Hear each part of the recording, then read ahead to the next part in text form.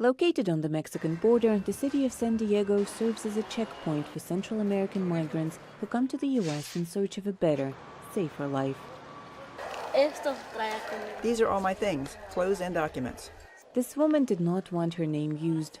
With just one bag and 4 young children, she traveled 5,000 kilometers from Honduras through Guatemala and Mexico to the U.S. border, where she applied for asylum.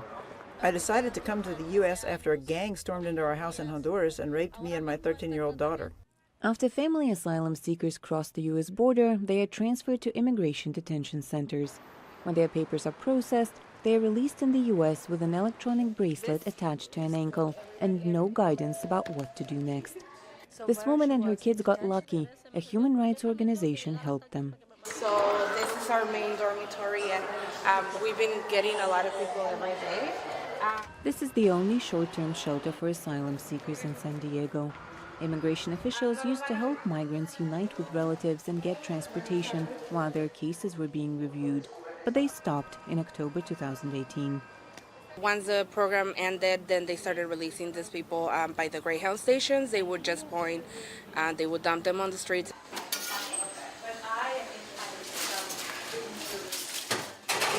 Well, I just think it's really sad what's going on, and I wanted to, help out. These people need help, so here I am heating up tortillas. While volunteers finish making dinner, a long line forms near the canteen doors. Almost all adults have kids with them. In addition to hot meals, they get medical help and moral support. Volunteers also help with bus tickets and transportation. We arrange for them the travel and also transportation from here to their bus or airplane. Since October 2018, more than 250,000 migrants have been admitted to the U.S. across the southern U.S. border, twice as many as the year before. Shelters are overpopulated. San Diego authorities promised to find a larger shelter and voted to sue the Trump administration for mishandling the migrant crisis. The influx is so large, ICE officers say, they only have resources to register the newcomers. We're getting about 100 up to 200 people a day, individuals from family groups, that are being released in the community pending their immigration hearing.